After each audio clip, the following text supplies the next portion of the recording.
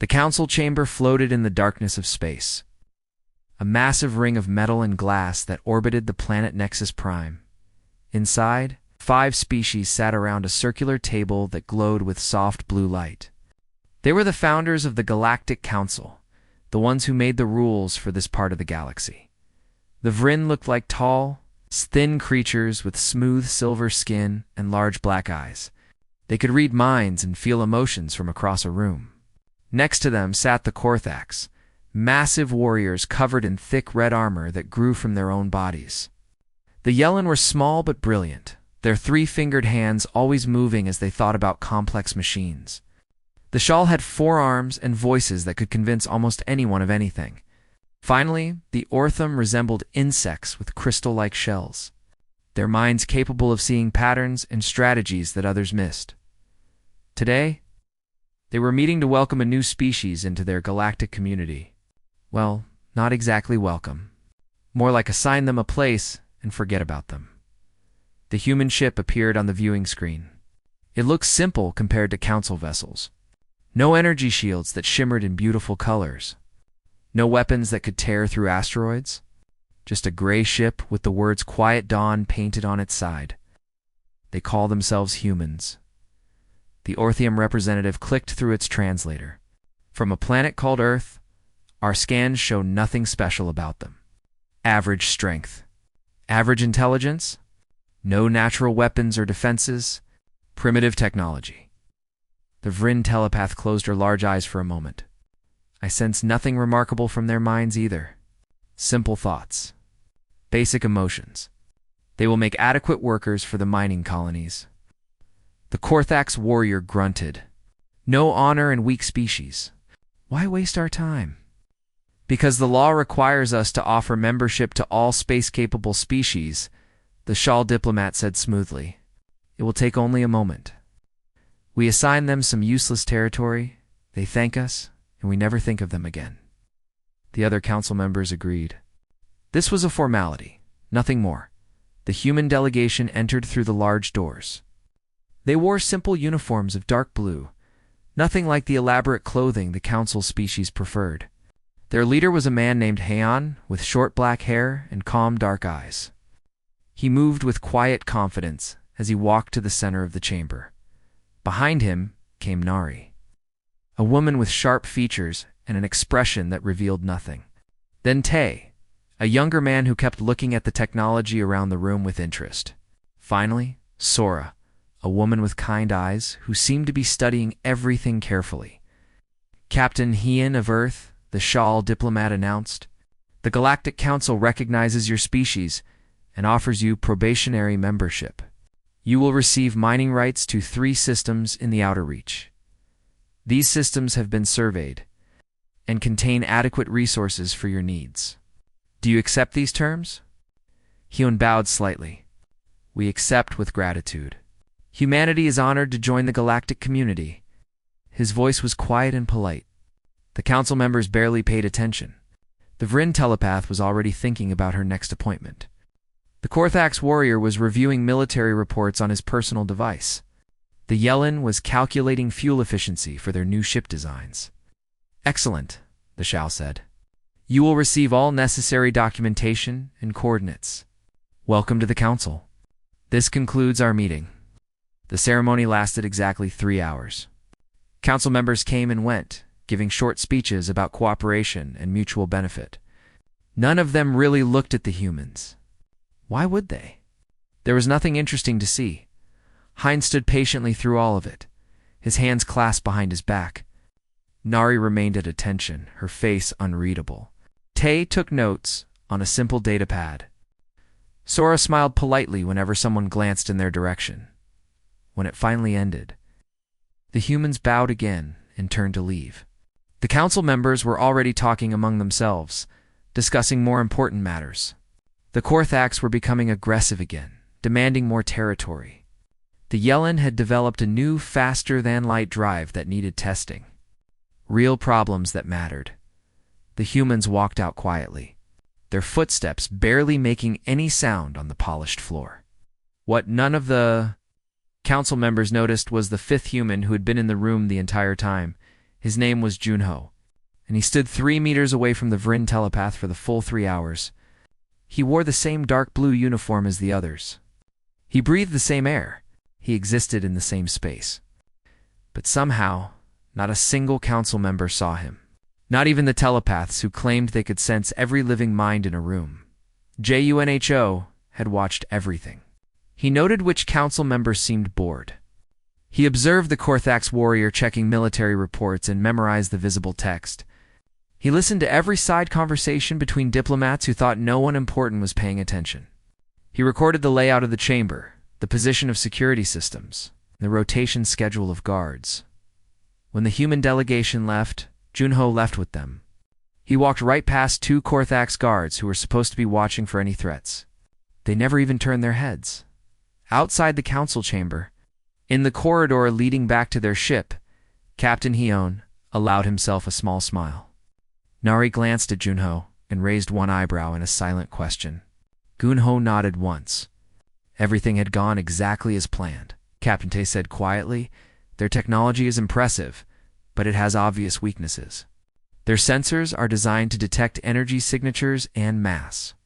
They never thought to look for someone who makes no noise and triggers no alerts. Because no one in their galaxy ever learned to hide," Sora added. "They all evolved to dominate, to be seen and feared. The idea of being invisible never occurred to them." Hyun kept walking, his pace steady and unhurried. "We accept their mining systems. We work quietly. We learn everything we can. In 20 cycles, we will know this galaxy better than they do. They will never know we were watching," Nari said. The human delegation boarded their simple gray ship. The Quiet Dawn powered up its engines and departed from the station. Council sensors tracked its path to the outer reach. To those 3 useless systems no one else wanted. The council members forgot about humanity before the ship. Even left sensor range. They had more important things to think about. They had no idea what they had just allowed into their galaxy. They had no idea that humanity's greatest weapon was not strength or technology or telepathy. It was something simpler and far more dangerous. Humans knew how to watch, how to wait, and how to walk through the world without being seen. On Earth, their ancestors had hunted prey by following it for days, staying just out of sight until the perfect moment to strike. They had survived by being quiet when loud species died. They had learned that sometimes the greatest power came from not being noticed at all. The Council would learn this lesson eventually, but by then, it would be far too late to do anything about it. 20 cycles passed like water flowing down a quiet stream. In galactic terms, this was barely a moment.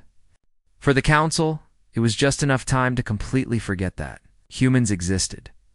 The 3 mining systems in the outer reach produced their expected output, or shipments arrived at trading stations on schedule. The humans paid their fees and taxes without complaint. They were exactly what the Council thought they would be: quiet, unremarkable, and utterly forgettable. At Trade Station 7, a woman named Yuna stepped off a transport shuttle. She wore simple clothes and carried a basic datapad for making purchases. Her smile was pleasant, but not memorable. Her questions were simple. Where could she buy food supplies? Which merchants sold the best engine parts? How much did water cost this cycle? The Yellen merchant who sold her ship components barely remembered her 5 minutes after she left. The Shawl who managed the station restaurant thought she seemed nice enough. But there were hundreds of travelers just like her. The Korthax security guard, who scanned her identification, didn't even look at her face. Yuna visited 12 different stations that cycle. She bought supplies, sold minerals from the human mining operations, and made small talk with whoever would listen. She asked about galactic news, about trade routes, about which systems were safe and which ones had problems. No one thought anything of it. She was just another trader. It's asking the same questions everyone asked. What they didn't know was that Yuna had a perfect memory.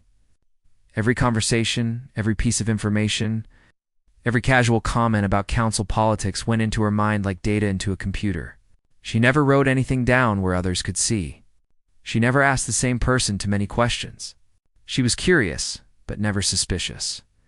In 20 cycles, Yuna had created a map of galactic trade that included information the Council itself didn't have. She knew which merchants were honest and which ones cheated. She knew which stations had corrupt officials and which ones ran efficiently. She knew where ships traveled and why, and she was just one human, far from the trade stations. In the empty space between stars, Woojin floated in the darkness. His suit was black and absorbed light instead of reflecting it. His ship was small, barely larger than a fighter craft, and its engines ran so quietly that sensors mistook it for background radiation. He watched a Korthax, military installation that orbited a dead moon. The base was supposed to be secret. Its location wasn't on any public star charts, but humans had found it 3 cycles ago, purely by accident. When Tay's team was mapping gravitational anomalies for their mining operations, since then, Woojin had visited this base 8 times. He had drifted close enough to photograph the exterior. He had monitored their communication signals. He had even landed on the base itself during a shift change, walked through 2 corridors while maintenance crews worked, left again without anyone noticing he was there. Today he was counting ships. The Korthax had been building up their fleet, adding more vessels each cycle. Woojin noted the types, the weapons they carried, and the frequency of patrol patterns. All of this information went back to Earth, where analysts tried to understand what the Korthax were planning, because something was definitely happening. The Korthax were preparing for something big. On Nexus Prime itself, in a building that housed maintenance workers for the Council complex, a woman named Gina wore coveralls marked with the logo of a cleaning company. She pushed a cart full of supplies through corridors where important decisions were made. Guards nodded at her as she passed. Diplomats ignored her completely. She was just part of the background, as invisible as the walls. Gina had been working here for 15 cycles. In that time, she had accessed 47 computer terminals that important people left unattended. She had listened to countless conversations that happened while she cleaned nearby. She had even walked into the Council's central data facility, twice by simply acting like she belonged there. No one ever questioned her. Why would they? She was just a cleaner. The information she gathered was priceless. She knew which council members were corrupt. She knew about secret deals between species. She knew that the Vryn telepaths were worried about something they couldn't identify. She knew the Ortham strategists were running wargame simulations more frequently. All of this data flowed back to humanity's growing network of information. Every human who left their mining systems was another pair of eyes, another set of ears. They worked in restaurants, in shipping companies, in maintenance crews. They were everywhere and nowhere, seen but never truly noticed. Captain Hain reviewed the reports in his office aboard the Quiet Dawn. The ship remained in human territory. Officially, just a command vessel for mining operations. But inside, it had become the center of humanity's intelligence gathering. "We have monitoring stations in 47 systems now," Nari reported. She stood before a holographic display that showed their network spreading across this section of the galaxy. "The Korthax don't know we're watching them. The Council doesn't know we're watching them. No one knows." Ode leaned back in his chair. "Their technology is so focused on detecting direct threats, energy weapons, large ships, attacking forces, they never considered that someone might just watch quietly. It's like their entire concept of security has a blind spot the size of a planet." "The Korthax are definitely planning something," Sora added.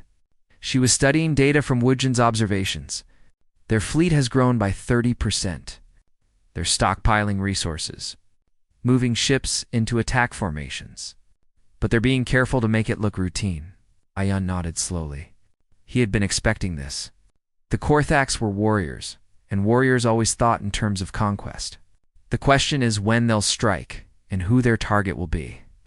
"The Yellen homeworld," Junho said from the corner of the room.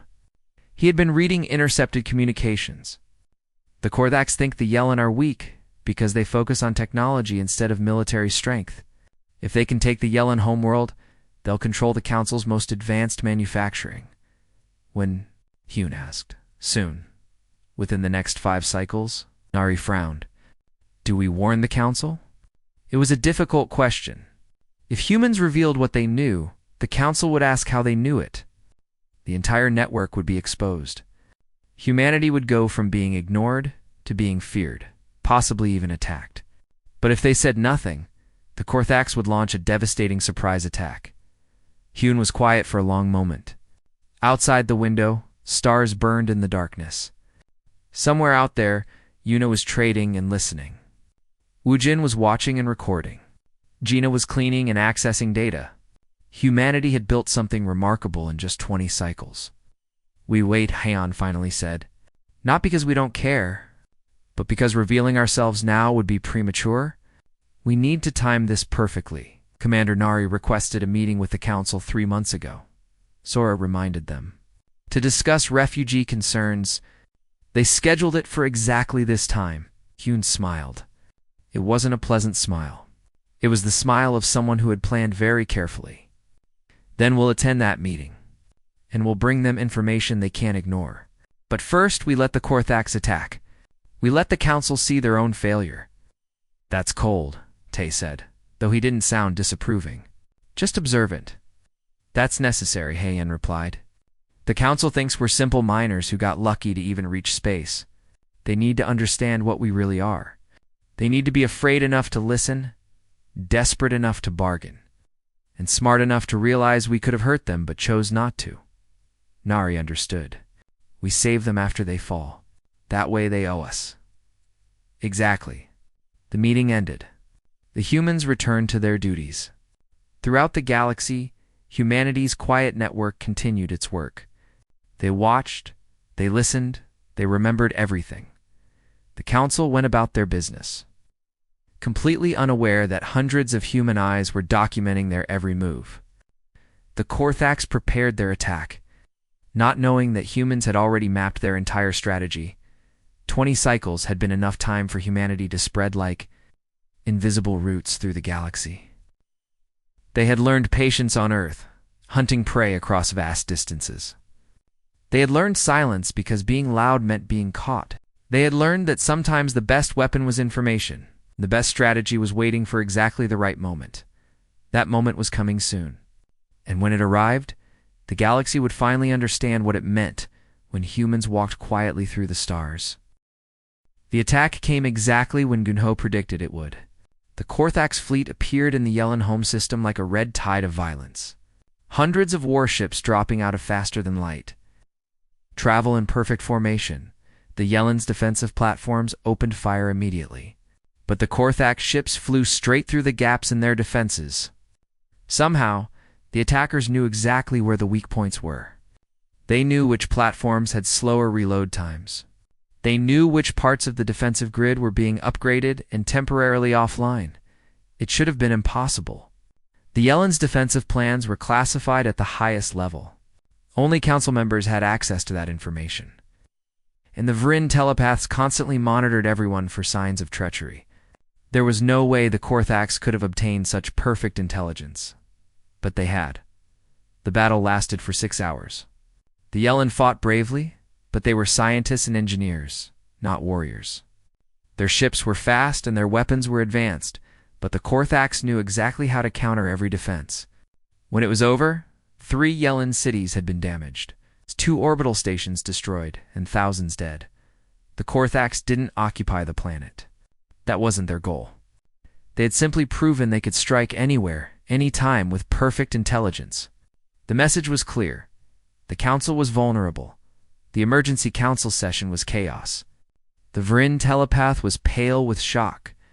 The Ortham strategist's crystal shell had darkened with stress. Even the Shal diplomat, always calm and controlled, seemed shaken. How?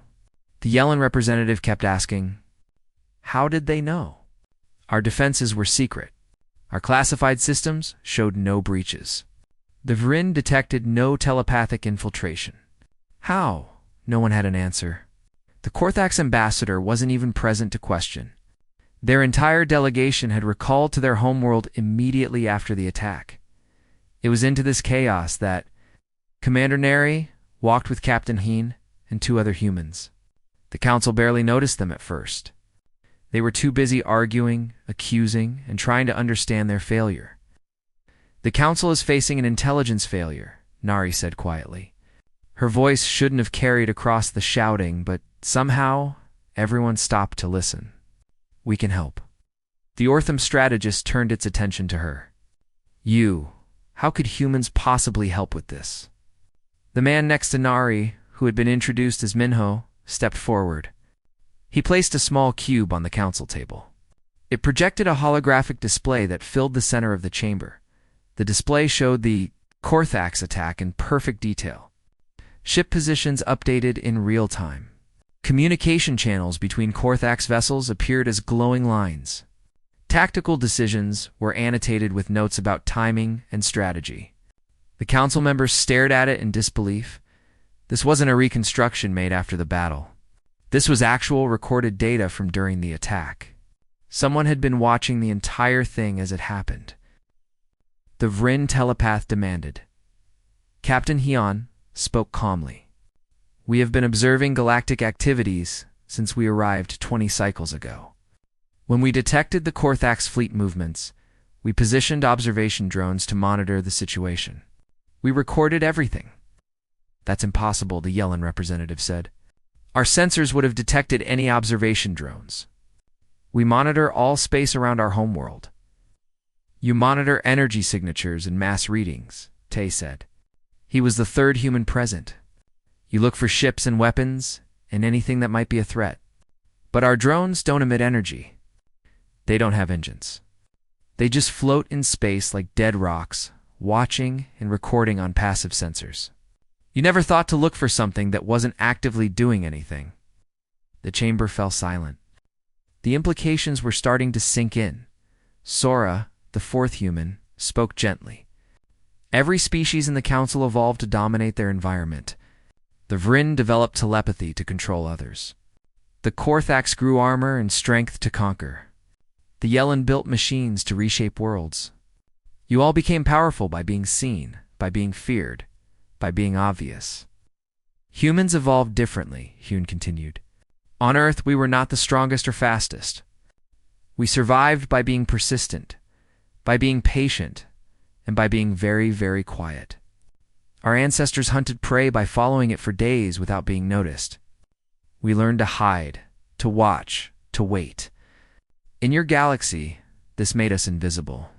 You never learned to look for threats that didn't announce themselves. The Vryn telepath stood abruptly. You have been spying on us. On all of us. For 20 cycles. It wasn't a question, but Nari answered anyway.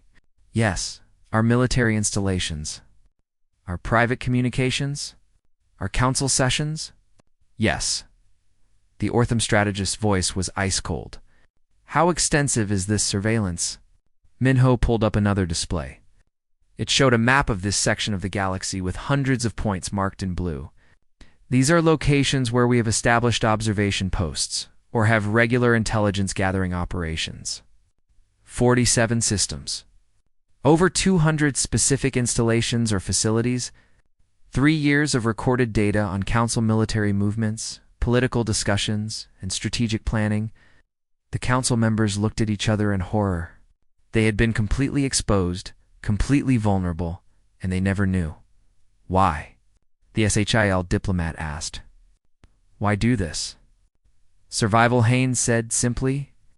We were brought into a galactic community we didn't understand. We were given the worst territory and lowest status. We needed to know if we were safe. We needed to understand if the council would honor its agreements or if we would be exploited. So we watched. We learned. We prepared. This is an act of war, the Korthax security chief growled. He was one of the few Korthax still present at Council Station. You infiltrated our territories, violated our security, and now you dare to. We dare to nothing, Nari interrupted. We simply existed in your spaces without you noticing. If we meant you harm, we had 20 cycles to cause it. We didn't. We watched. That's all? That's all? The Vryn telepath's mental voice was sharp with anger. You invaded our privacy, our security, our very minds. We never invaded your minds, Sora said firmly. We observed your actions and listened to your words. That's not telepathy. That's just paying attention. You want something? The Ortham strategist said. It wasn't a question. Strategic minds recognized negotiations when they saw them. You didn't reveal this just to demonstrate your capabilities. You want something in exchange for helping us? Yoon nodded. We want full council membership. Not probationary status, not client species classification. Equal standing, equal rights, equal voice in decisions.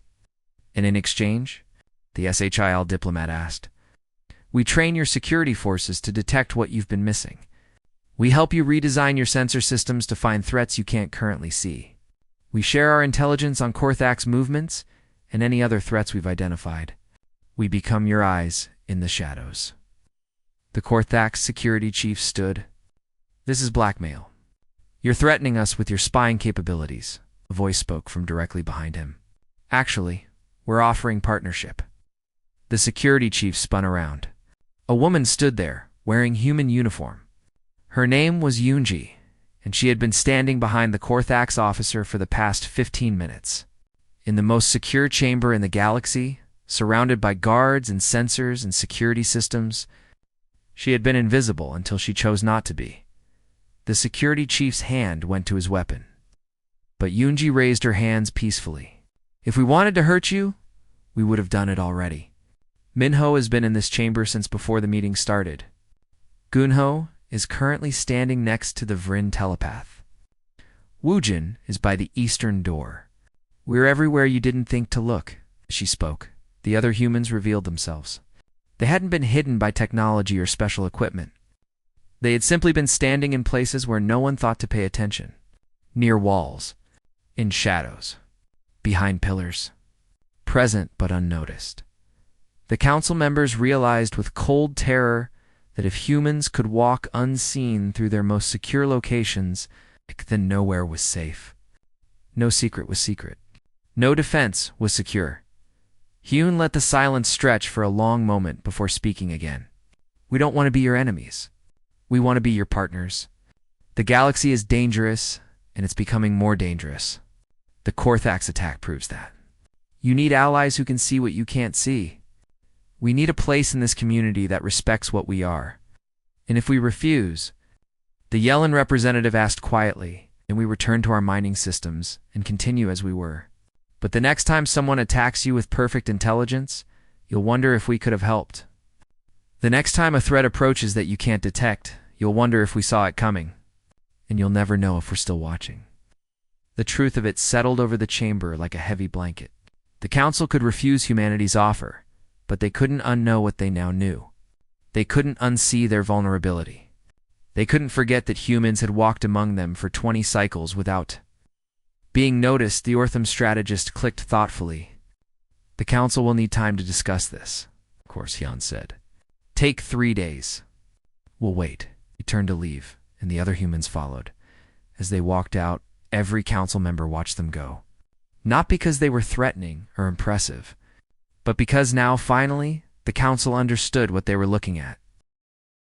The 3 days felt longer than the 20 cycles that came before them. Throughout the council station, species who normally ignored each other gathered in small groups, whispering nervously. Every shadow seemed deeper. Every quiet corner seemed occupied. Everyone wondered if humans were watching them right now. They probably were.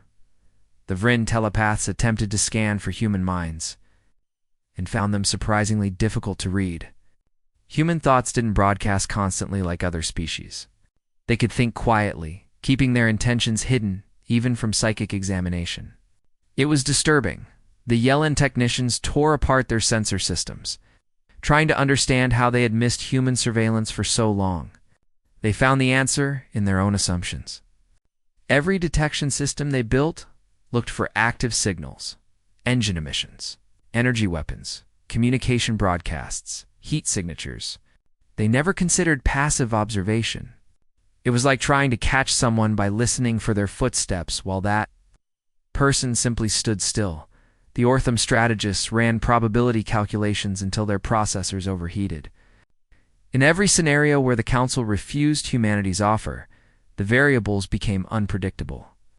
How could you plan against an opponent who could see all your moves but whose own moves remained hidden? In strategy, information was everything, and humans had all of it. The Korthaks were the most disturbed.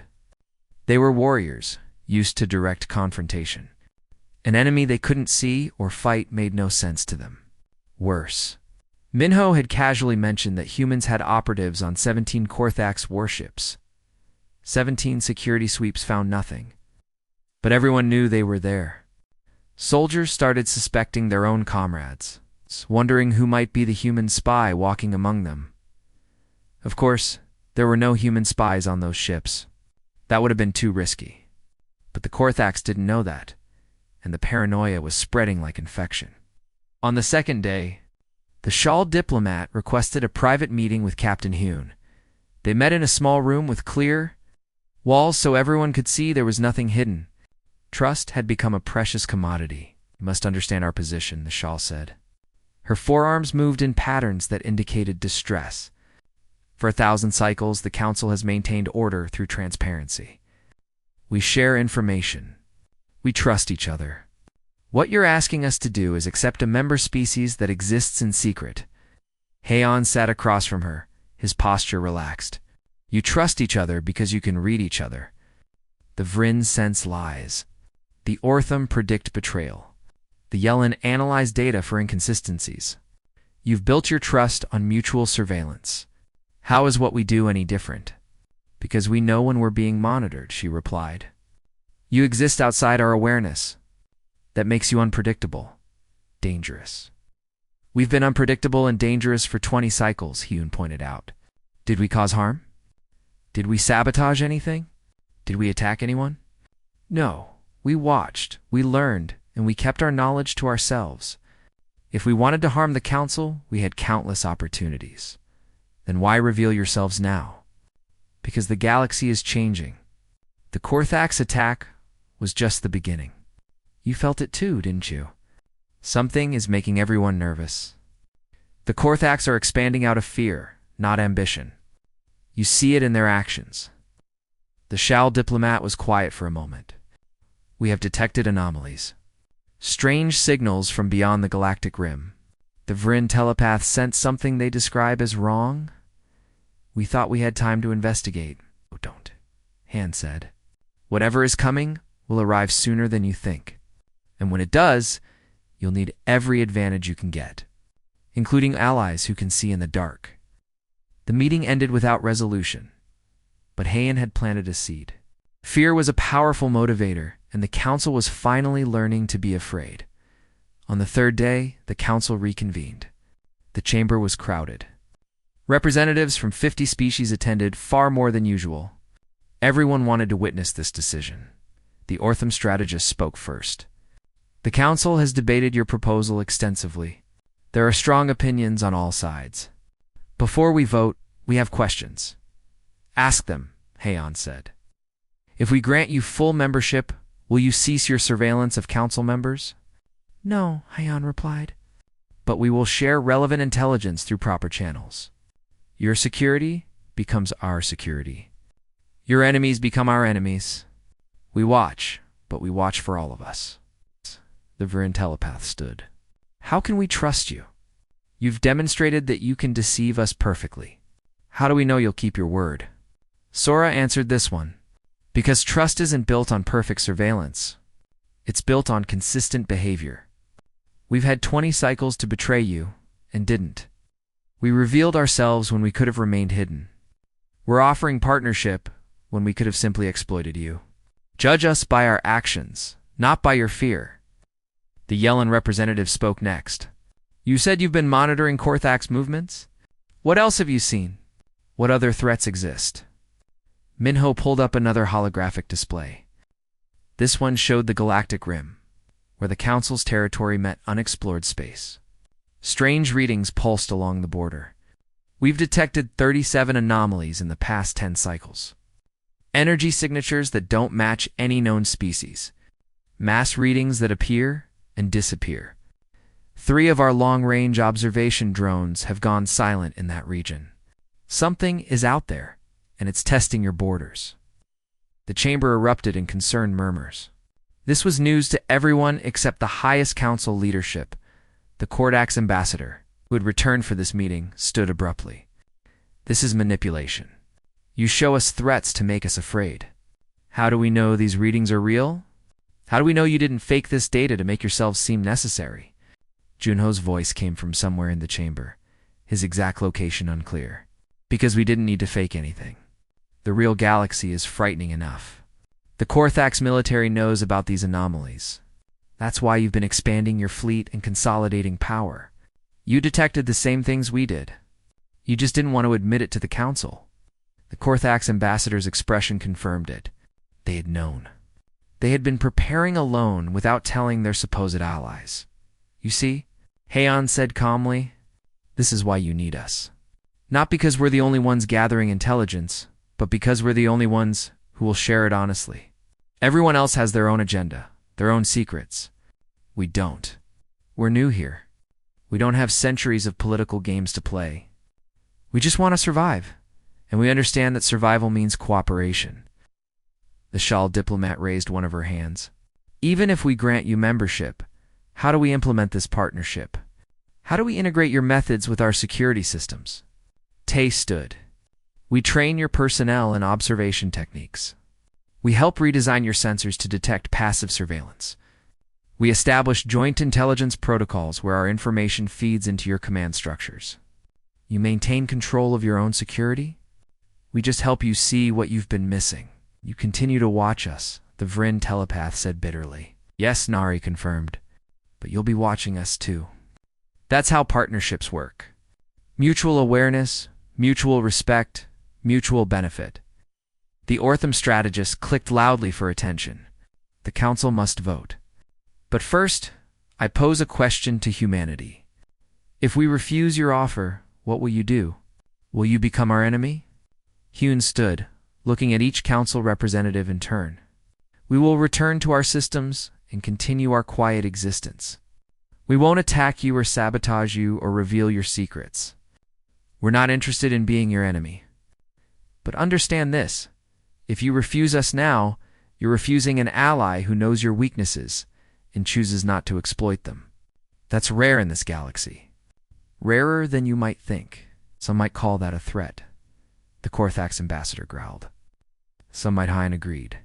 But it's really just honesty. We're showing you who we are. We can walk through your most secure facilities without being detected. We can access your classified information. We can observe your private meetings.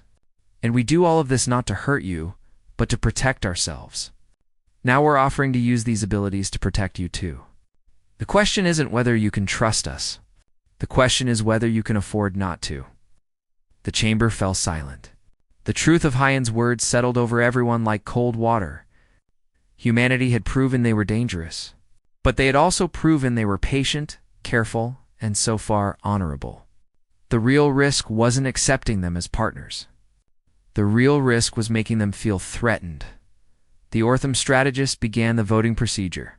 All those in favor of granting humanity full council membership with equal status? The Vryn hesitated, then voted yes. They didn't like it, but their telepathy told them humans were sincere. The Ellen voted yes.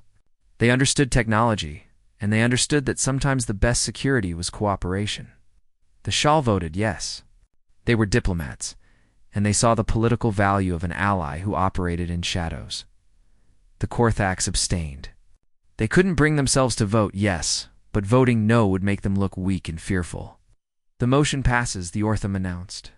Humanity is granted full council membership, effective immediately. Welcome to the Galactic Council, Captain Hyun. Hyun bowed. Thank you. Humanity is honored to serve alongside you. Together, we'll face whatever comes from the dark. The galaxy changed slowly at first. Then all at once in the first cycle after humanity's acceptance, nothing seemed different. The council met as usual. Trade continued. Military patrols followed their regular routes, but beneath the surface, everything was shifting. Woojin stood in a training facility on Nexus Prime, teaching a class of 30 security officers from various species. They watched him with a mixture of respect and unease as he explained concepts that seemed simple, but were entirely foreign to them. You're looking for the wrong things, he said, gesturing at a holographic display showing a crowded market. Your sensors scan for weapons, for energy signatures, for threatening behavior. But the real threat is the person you don't notice at all. he played surveillance footage from the market. There, the Yellen walking past that fruit stand. Did anyone see them take the data device from the merchant's pocket? The class stared, played the footage again and again. On the fifth viewing, they finally saw it. The subtle movement, the casual brush of contact, the device disappearing into the Yellen's bag. It had been invisible in plain sight. Your species evolved to dominate, Woojin continued. You see threats as direct challenges. Loud noises, obvious weapons, aggressive postures. On Earth, humans learned that the best hunters were the quiet ones, the patient ones, the ones who understood that sometimes the greatest power is being underestimated. Korthak's warrior raised his hand. But how do we defend against this? Our armor, our weapons, our strength mean nothing if we can't see the enemy. Exactly, Woojin said. That's why you need to change how you think about security. It's not about stronger shields or bigger weapons. It's about paying attention to what's not there. The person who should be somewhere but isn't, the detail that's slightly wrong, the pattern that breaks. The training continued across multiple facilities. Humans taught Council security forces to think differently, to observe carefully, to question what seemed normal.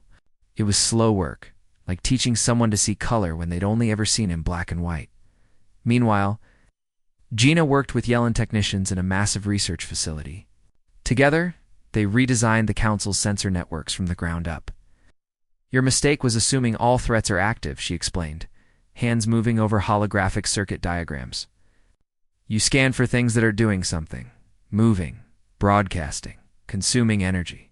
But what about things that are just existing? A Yellen engineer studied her designs. You want us to scan for absence rather than presence. For negative space. For what should be there, but isn't showing up? Exactly. It's harder. Takes more processing power. Creates more false positives. But it works. Gina pulled up test results. We ran simulations with human stealth drones. Your old sensors detected them 0% of the time. These new systems catch them 60% of the time. Only 60%? Better than 0.